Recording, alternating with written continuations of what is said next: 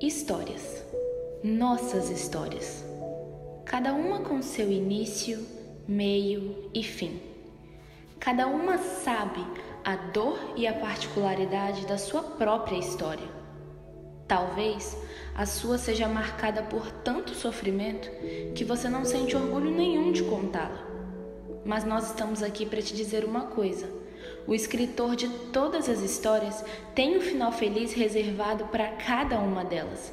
Então, não desanime por causa do terceiro capítulo. O final da sua história é muito mais prazeroso do que o início dela. Todas as histórias importam. Não tenha medo de contar a sua.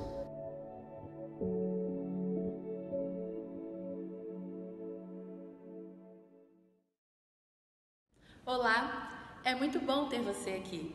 Esse é o programa Histórias Contadas. Histórias reais que vão marcar a sua vida, porque toda história merece ser contada. Fique agora com o episódio de hoje. Olá pessoal, meu nome é Brenda e eu estou aqui para contar um pouco da minha história para vocês. Nós vamos falar sobre paternidade, né? E para mim, paternidade consiste em 3 pilares de responsabilidades básicos que eu gostaria de compartilhar com vocês para vocês entenderem melhor. O primeiro é prover, né? Eu acredito que o pai, né, o chefe da família, o responsável pela sua casa, ele precisa prover tudo aquilo que essa família precisa. Isso inclui os seus filhos, né? Prover casa, educação, sustento e principalmente uma vida digna, né, honrosa e inteiramente assim honesta, né? E dar aos seus filhos todos os valores éticos, espirituais, formando o caráter dele. Então, esse é o primeiro pilar de responsabilidade. O segundo é proteger. O pai é responsável por proteger os seus filhos das ciladas e propostas mundanas e malignas existentes neste mundo. Dar a eles segurança em sua casa, impedindo que essa criança ela cresça vulnerável e insegura, né, a respeito de todas as coisas ruins que podem acontecer com ela durante a sua vida. E o terceiro é promover crescimento e sucesso. O pai ele é aquele responsável por inspirar o seu filho, né, por motivar ele, por trazer ânimo ao seu coração, por empolgar ele quando ele tiver um projeto, quando ele tiver uma decisão a tomar, uma escolha a se fazer. O pai ele tem essa responsabilidade, né, de promover o crescimento do seu filho.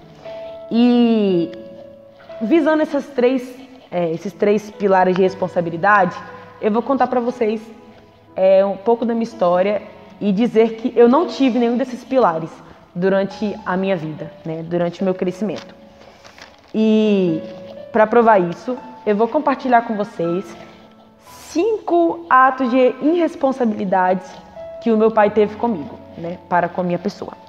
E eu gostaria que vocês prestassem muita atenção, né, porque talvez vocês também tenham passado por isso.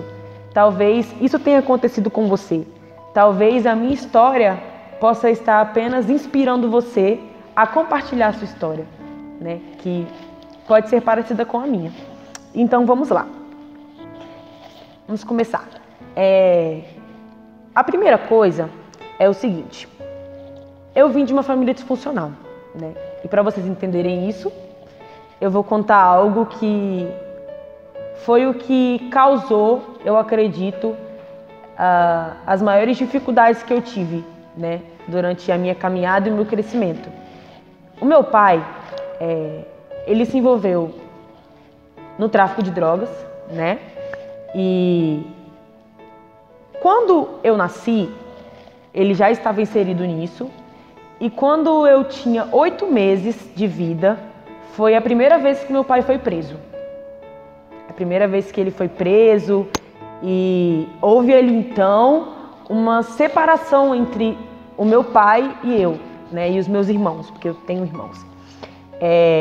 Então foi uma coisa já muito difícil que aconteceu pra gente. Apesar de eu ser apenas um bebê, isso causou inúmeras fraturas durante a minha vida, né? Durante o meu crescimento.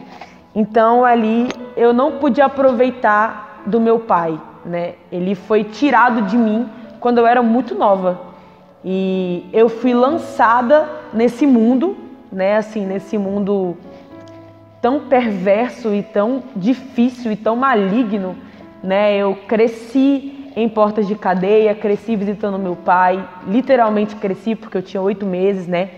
Então, desde quando ele foi preso pela primeira vez, foi quando eu já fui inserida nesse lugar. Então, houve ali a separação, né, do meu pai e eu, e também houve assim a minha imersão dentro desse mundo, né? Eu cresci em porta de cadeia e conheci todo tipo de pessoa que você possa imaginar que fez todo tipo de coisas. A segunda coisa, para vocês entenderem mais ou menos, foi o abandono. Depois disso, que meu pai foi preso e tudo mais, as coisas foram acontecendo, eu fui crescendo dentro disso, né, junto com a minha mãe, enfim, meus irmãos.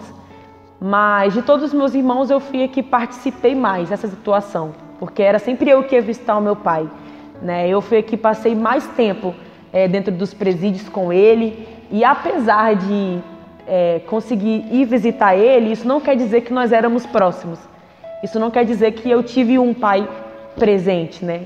Pelo contrário, meu pai, ele foi um pai ausente.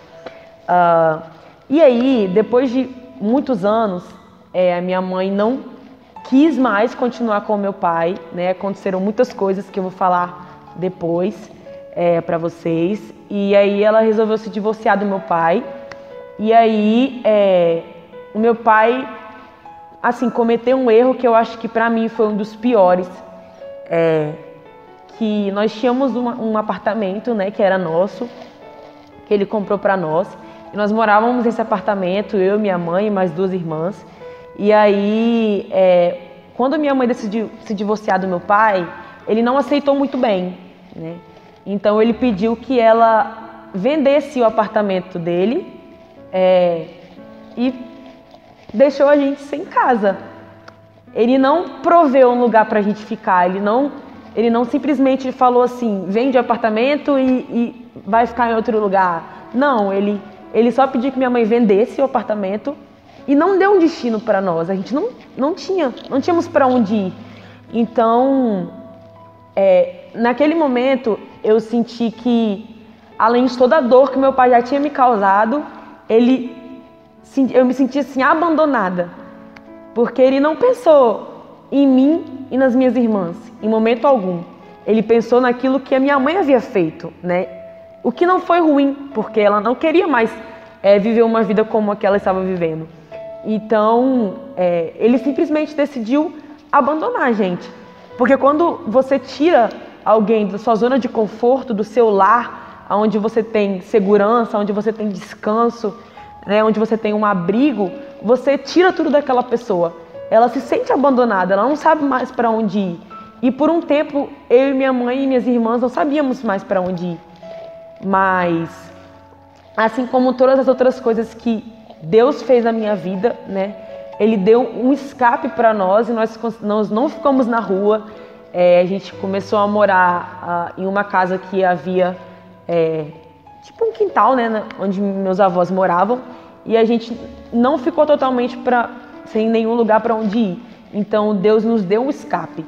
Mas o que eu gostaria de frisar aqui é que o ato de responsabilidade do meu pai foi, nesse caso, o abandono. O terceiro é o seguinte, como eu falei, né, minha mãe se divorciou do meu pai e ele não aceitou muito bem. E além de retirar a gente da nossa casa, ele tentou assassinar minha mãe mais de uma vez. Mesmo preso, ele conseguiu planejar situações a fim de que a minha mãe fosse morta, pelo simples fato de não querer mais permanecer com ele, né?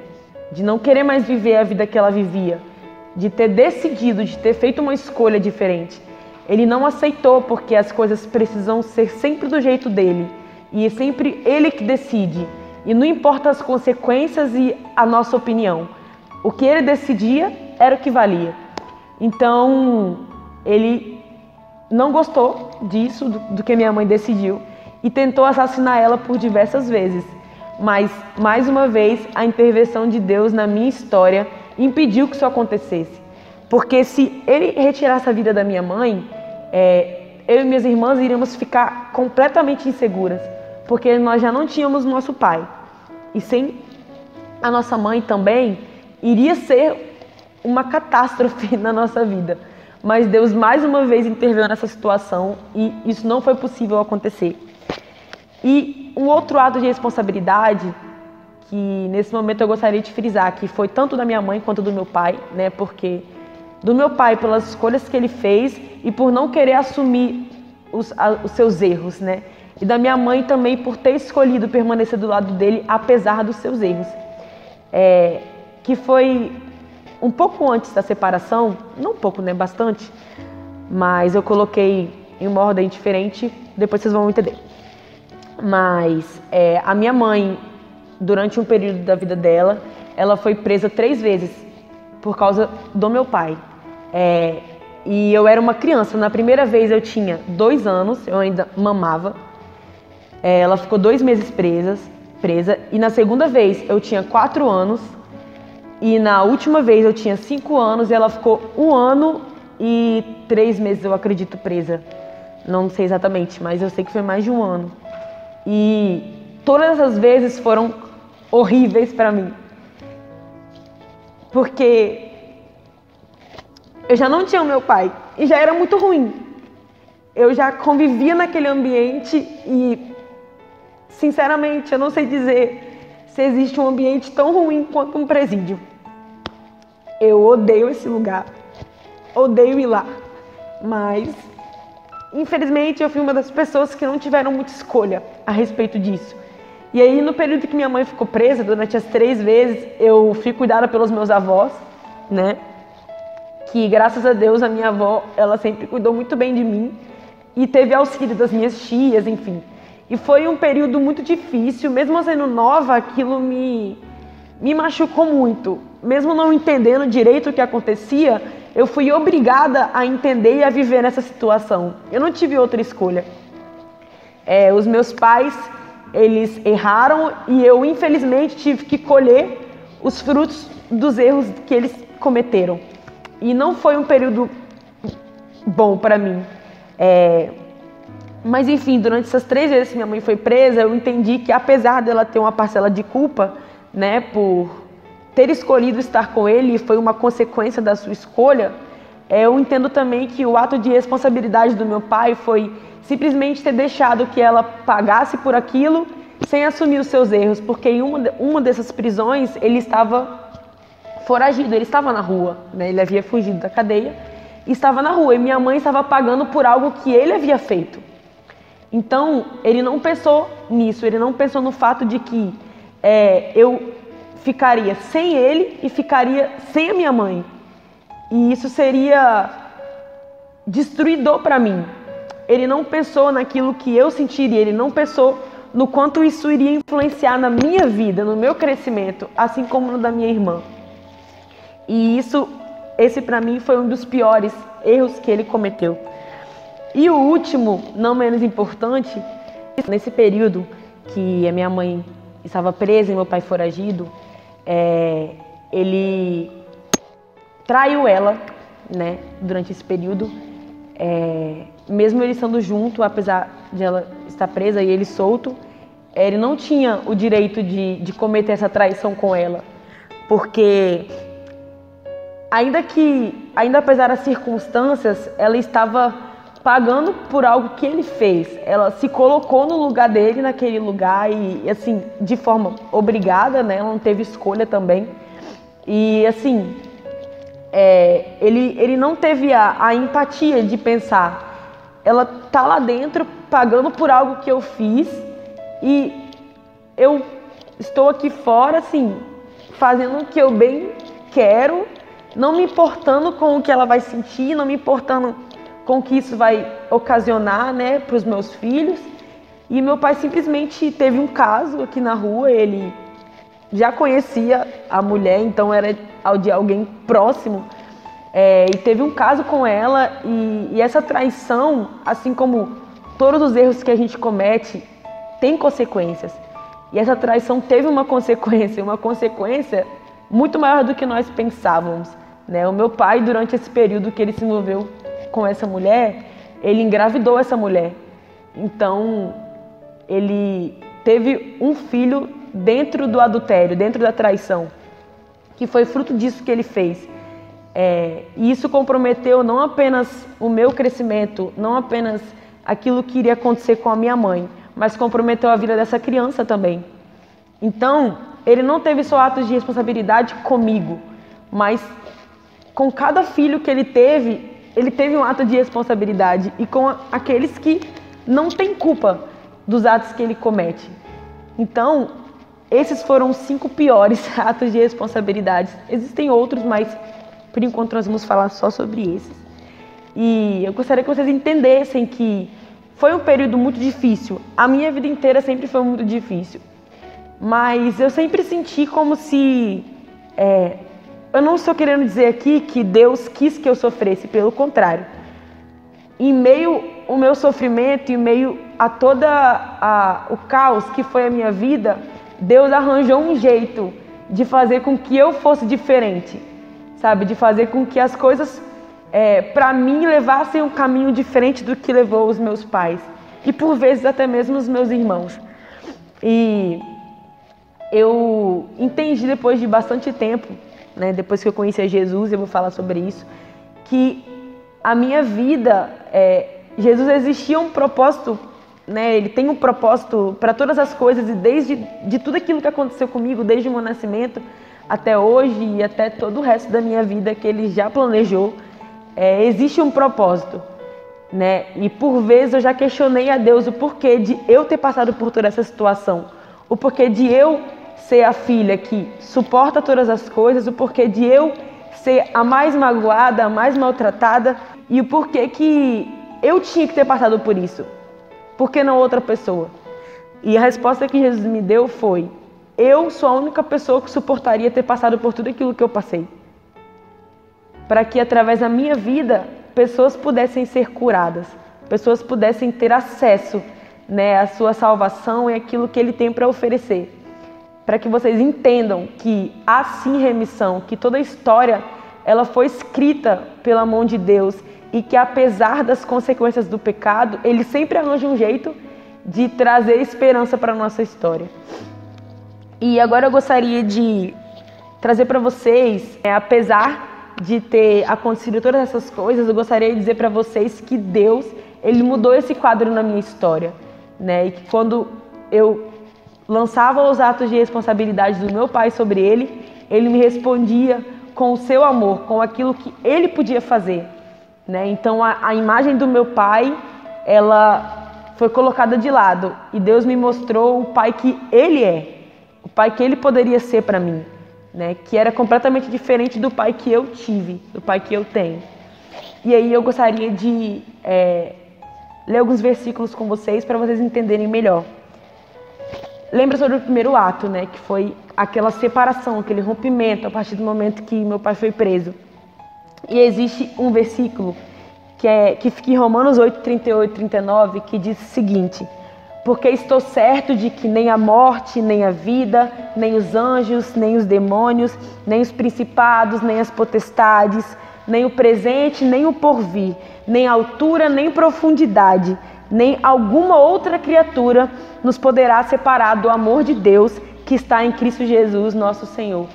Essa foi a resposta de Deus para mim. Quando eu questionava ele o porquê de eu ter sido separada do meu pai, ele me respondia que apesar de eu ter sido separada do meu pai, eu jamais vou ser separada dele, que é o meu Pai Celestial. Que nada pode me separar desse amor, nada pode me separar da sua presença e daquilo que ele é para mim. A segunda questão é a respeito do abandono, que eu contei para vocês. E existe um versículo que está em Salmos 27:10, que diz: ainda que o meu pai e a minha mãe me abandonem, o Senhor, porém, sempre irá me acolher e nunca irá me deixar.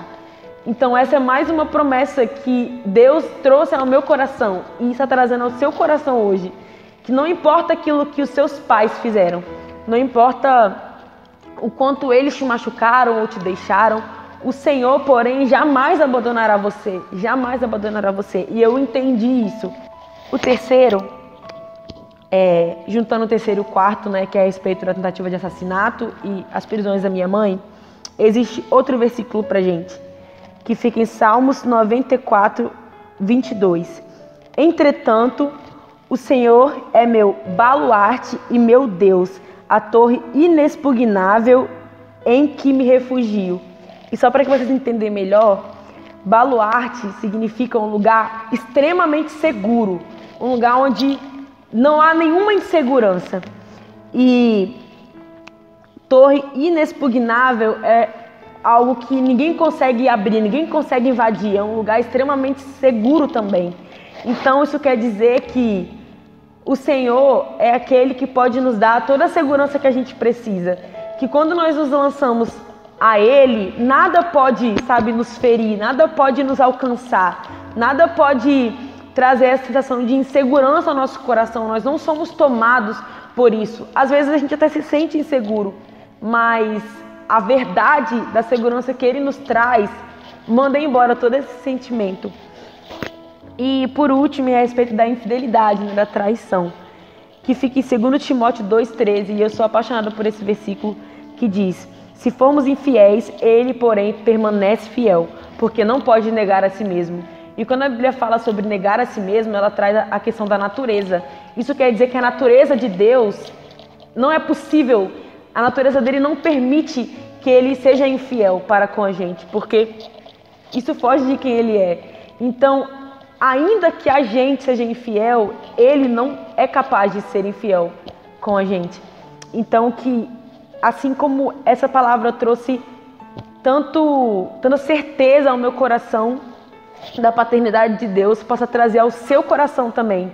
Eu gostaria de dizer para você que quando Deus entrou na minha história, quando Ele me restaurou minha paternidade do jeito que eu falei para vocês, me explicando, me contradizendo e me curando e trazendo as minhas memórias, momentos onde Ele foi o meu pai, em todos os momentos, né? E eu lembro bastante que quando nós ficamos completamente sozinhas, eu, minha mãe e a minha irmã, a gente não tinha ninguém mais, né? A gente tinha nossa família que estava ali, nos ajudou, mas ao mesmo tempo era como se a gente não tivesse ninguém. E eu lembro de momentos onde nós não tínhamos nada, mas Jesus sempre nos surpreendia e nos presenteava com algo, né? Onde nós não tínhamos o que comer, mas Ele sempre levava alguém para nos sustentar. Então, Deus, Ele supriu tudo aquilo que eu preciso, de todas as formas, e não há um vazio no meu coração, sabe? Eu sinto que, apesar do meu pai não ter sido um pai para mim, porque ele não teve nenhum ato de responsabilidade comigo, todos os atos de responsabilidade que eu conheço vieram de Deus. Não tem outra pessoa que trouxe esses atos para mim. Então, eu estou dizendo para vocês que Deus usou pessoas para restaurar a paternidade em mim, né? Uma dessas pessoas foram os meus pastores, e Jesus usou eles para curar essa falta de paternidade em mim. Eles eram a imagem masculina que eu tive quando eu conheci a Cristo, e eles me deram amor, me deram carinho, atenção, e foram usados para restaurar em mim essa base tão fragilizada de paternidade. E Deus restaurou em mim a minha insegurança, sabe? E isso eu gostaria de deixar bem claro, porque foi algo que eu descobri recentemente, que a segurança física, né, financeira, básica, que eu não tive de forma alguma, né, vindo do meu pai, a pessoa que Jesus tem usado para restaurar isso em mim é o meu esposo, né? Vocês vão descobrir agora.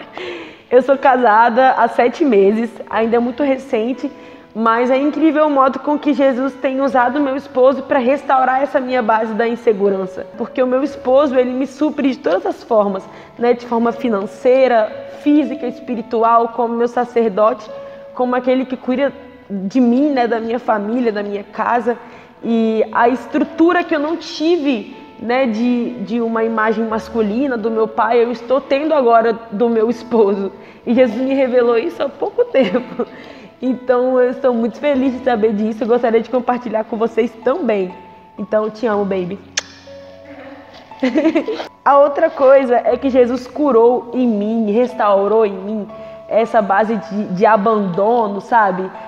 De eu me sentir tão sozinha, tão abandonada, assim, tão fragilizada, através de pessoas que eu posso afirmar que desde o início da minha caminhada nunca me deixaram, né?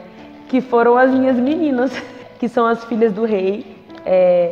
Apesar de não fazer mais parte dessa célula, estará sempre no meu coração e eu vou me sentir sempre parte delas, porque desde o início da minha caminhada elas estiveram sempre comigo, né? E principalmente a Kate e a Aline, porque ambas me ganharam para Jesus, né? Uma me ganhou para Jesus e a outra cuidou de mim. Então eu posso dizer que não importa os anos que forem passando, elas nunca me deixarão, porque foram elas que Jesus usou para restaurar isso em mim.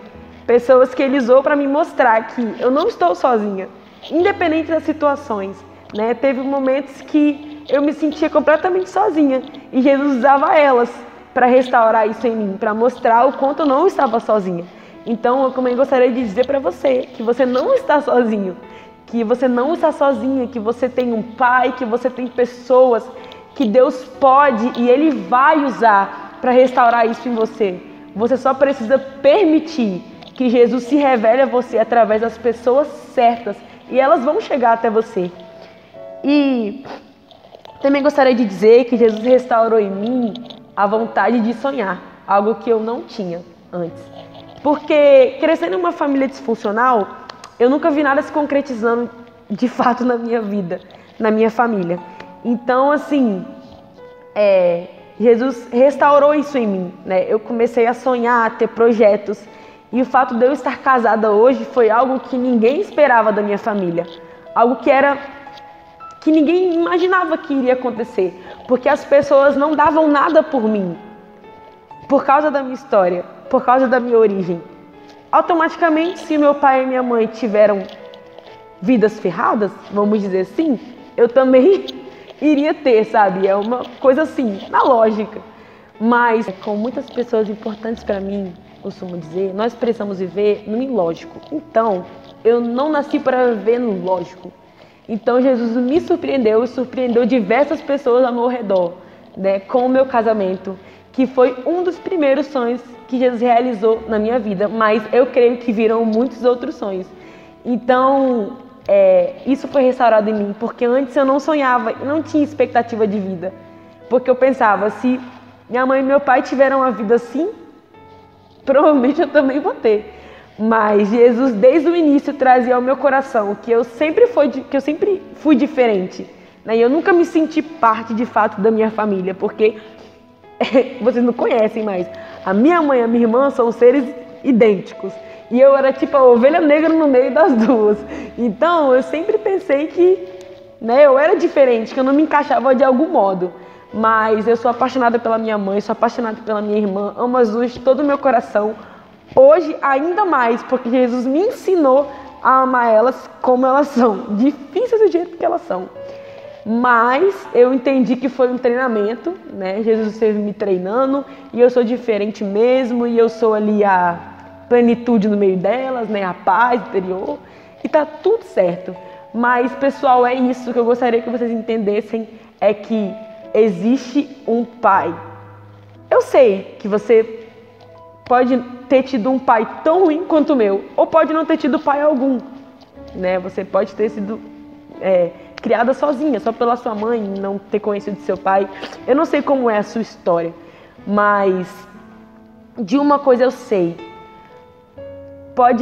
Tudo pode mudar, sabe, na sua vida. As pessoas podem mudar, as circunstâncias podem mudar, você pode mudar e é importante que você mude para melhor. As coisas ao seu redor podem mudar, mas Deus, Ele não muda nunca. Ele é sempre o mesmo. Então, se Ele fez isso na minha vida, é mais do que possível que Ele faça na sua vida, melhor do que Ele fez na minha. E que seja do jeito que você precisa, seja do jeito que alcance você, do jeito que quebre você, que te restaure, que mude a sua realidade. Então, eu gostaria de dizer para você que tem a base da paternidade tão fragilizada quanto eu tive, né? E ainda estou em processamento, mas Jesus me alcançou, glória a Deus.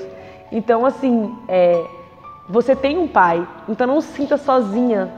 Eu entendo que você se sente assim por vezes, e sem direção e sem apoio, por mais que a sua mãe faça o melhor dela, nós nascemos para ter um pai e uma mãe. E quando a gente não tem, as nossas bases são fragilizadas. Então, que em nome de Jesus você assista a essa história e, assim, entenda que é possível acontecer na sua vida. É possível acontecer na sua realidade, é possível acontecer no tempo exato que Deus queira e que você permita que Ele realize as coisas na sua vida. Nesse momento, eu gostaria que vocês fizessem uma coisa por mim, que vocês fechassem os olhinhos de vocês, né? Não precisa olhar para cá não, concentra, fecha o olho, permita que o Espírito Santo fale ao seu coração, permita que a paternidade de Deus tome o seu coração. Todas as vezes que Deus vem de encontro com a gente, eu ouvi isso uma vez, eu nunca esqueci, porque de fato eu sinto isso. Cada vez que Deus fala comigo, é como se algo da minha velha mulher morresse. É como se algo do meu antigo eu morresse e algo dele revivesse dentro de mim.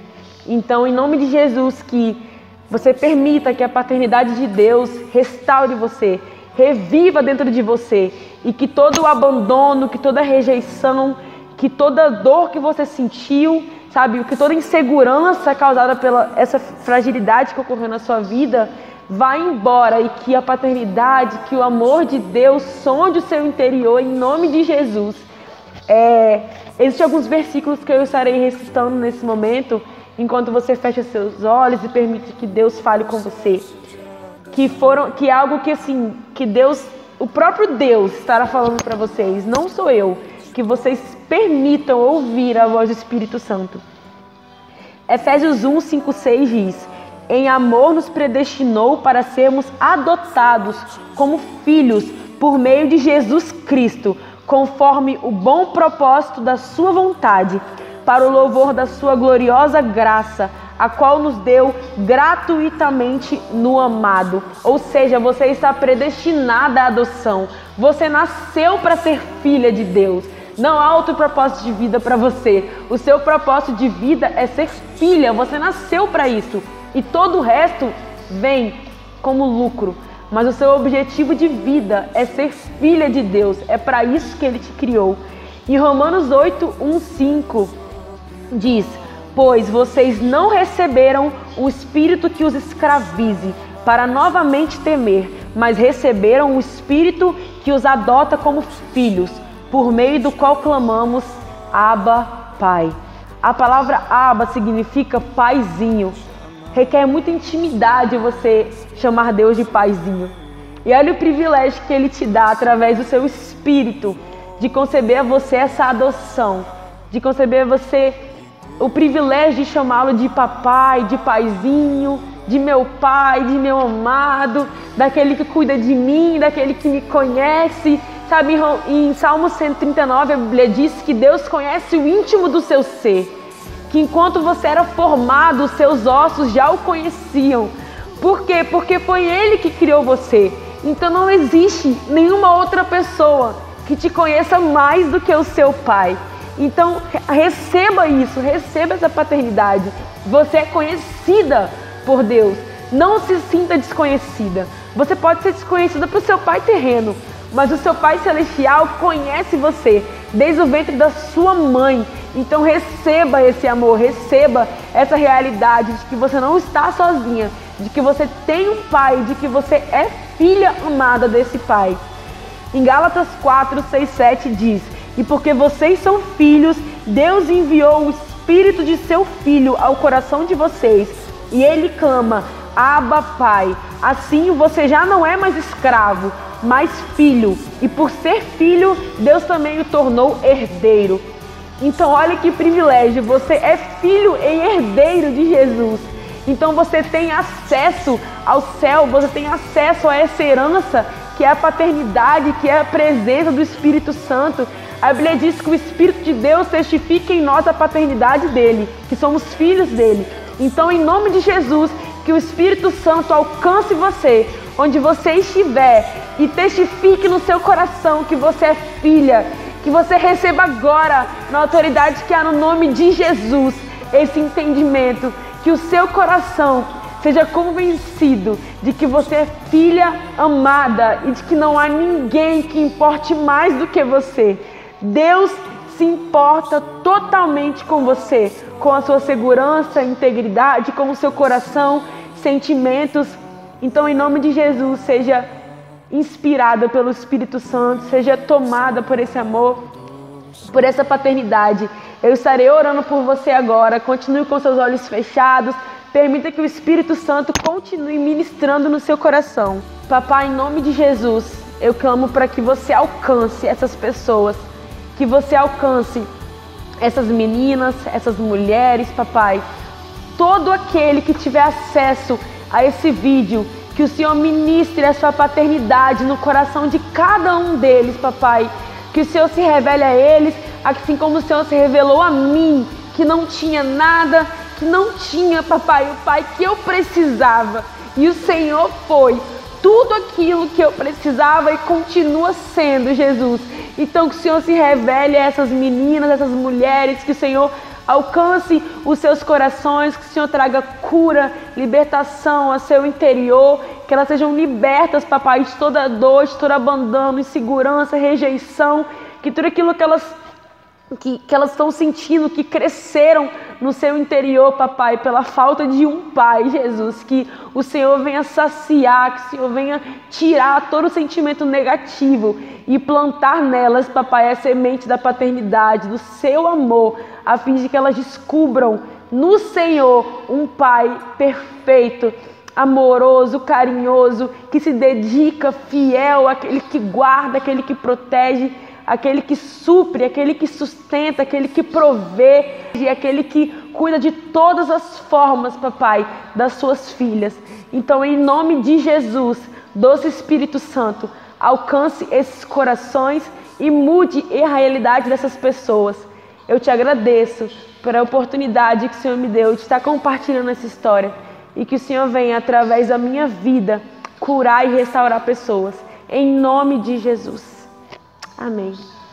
Foi isso, pessoal. Espero que tenha sido bênção para vocês. Deus te abençoe. Meu nome é Eduardo, eu sou um dos pastores aqui da Central.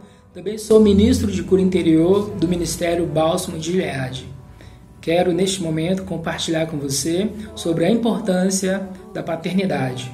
Quero ler o texto de Salmos 68, versículo 5, que diz assim: Pai para os órfãos e defensor das viúvas.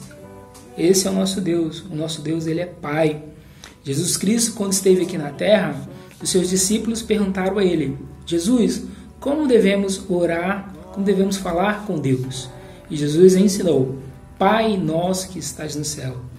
Veja quão importante a oração, como nós devemos nos relacionar com Deus, chamando Ele de Pai, pois assim Jesus Cristo nos ensinou. Também Jesus ensinou quando, no nosso relacionamento com Deus, é chamá-lo de Abba Pai, que significa paizinho, não no sentido diminutivo, mas sim de uma intimidade de um pai para com o seu filho. Quero falar com vocês aqui rapidamente 3 princípios importantes sobre a paternidade. O primeiro é a identidade. Quando Deus criou os seres humanos, Ele criou Adão, o primeiro homem, e Ele deu autoridade ao homem sobre todos os animais da terra e que ele governasse a terra. Quando Ele criou Eva, Ele trouxe Eva até Adão e não falou nada, somente trouxe. Então Adão olhou e disse: essa sim é osso dos meus ossos e carne da minha carne, será chamada mulher, porque do homem fora tirado. Podemos assim então perceber que quem dá identidade é o pai. O pai tem essa ferramenta de dar identidade. A mãe tem outras ferramentas, como por exemplo de dar a luz a uma criança. O homem não tem essa condição, não tem essa ferramenta. Por isso, cada um tem seu papel importante na criação dos filhos. mas estamos aqui falando de pai. Podemos notar também na Bíblia sobre o nascimento de Benjamim, filho de Raquel com Jacó. Jacó todo mundo conhece, significa usurpador, enganador, e ele, por ter esse nome, a sua vida foi de grande dificuldade. Quando Raquel estava dando luz à criança, foi um momento muito difícil, tanto que ela morreu. E as dores daquele parto, quando a criança nasceu, ela chamou ele de Benoni, que significa filho das minhas dores. Mas Jacó não permitiu isso, porque ele sabia quão importante era a identidade de uma criança, o nome dado a uma criança. Então ele chamou aquela criança de Benjamim, filho do meu poder, filho da minha mão direita. Então podemos notar aí que o homem tem essa ferramenta de dar a identidade para a criança. A segunda coisa que quero destacar aqui é sobre segurança básica.